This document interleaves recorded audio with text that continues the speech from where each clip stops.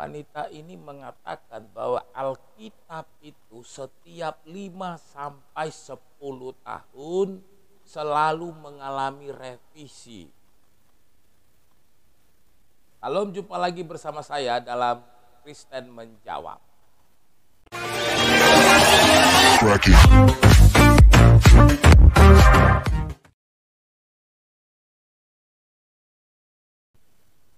Seorang perempuan mualaf mengatakan bahwa dulunya dia itu Kristen, tapi kemudian dia mualaf karena Alkitab itu tidak pasti dan setiap 5 sampai 10 tahun selalu direvisi.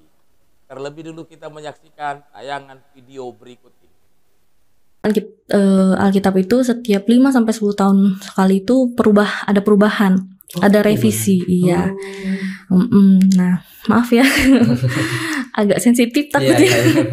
Tapi memang teman aku yang kerja di lembaga Alkitab Indonesia juga, dia udah bilang, dia bahkan jadi masuk Islam juga sekarang. Masya Allah. Karena dia tahu, karena perubahan ini tuh salah, kata dia.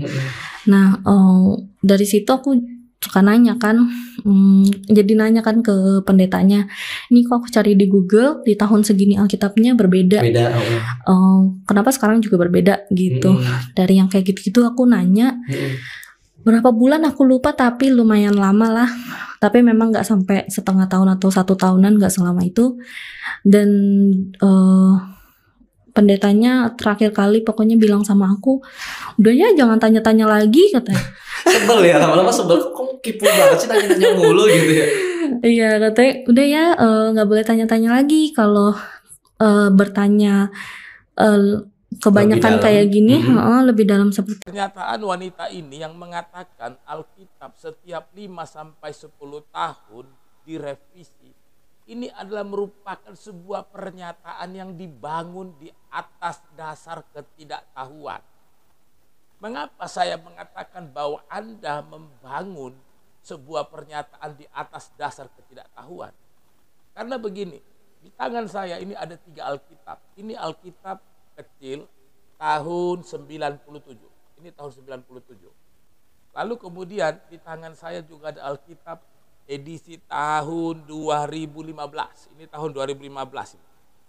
Lalu kemudian saya juga mempunyai Alkitab keluaran tahun 2020. Artinya di tangan saya ini ada Alkitab dalam kurun waktu yang perbedaan edisinya itu sangat jauh. Satu tahun 1997, tahun 2015, dan satu lagi yang terakhir tahun 2020. Tetapi kami tidak ada menemukan ada perubahan atau revisi di sini. Saya perlu menerangkan kepada Anda, mengapa Alkitab ini ada yang tebal, ada yang tipis. Ini mungkin yang membuat Anda beranggapan, oh Alkitab itu direvisi. Kalau yang kecil menjadi lebih ramping, dikurangi. Kalau yang besar, lebih tebal, ditambahin. Lebih besar lagi, ditambah. Suka-suka orang Kristen saja mengubah Alkitabnya.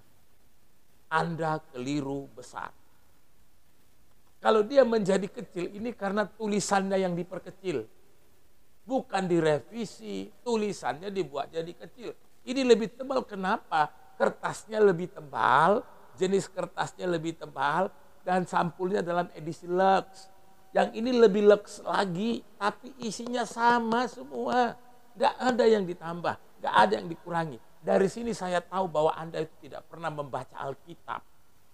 Anda serasa tahu soal Alkitab, tapi sebenarnya Anda tidak pernah membaca Alkitab.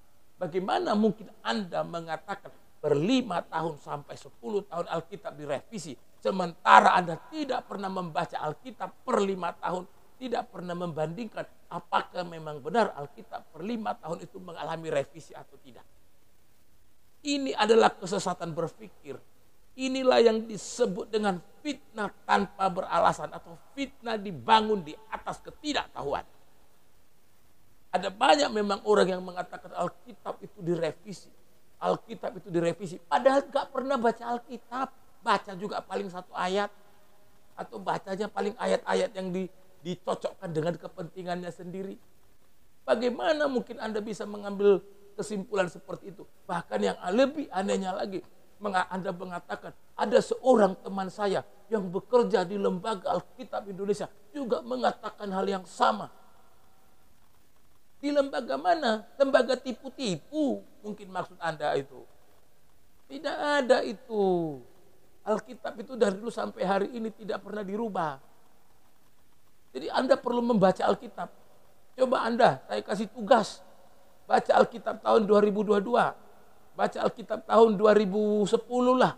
Baca Alkitab tahun 2005 atau baca Alkitab tahun 97. Lalu Anda mengatakan itu berbeda. Kalau tidak usah sembarang mengatakan itu direvisi, itu direvisi.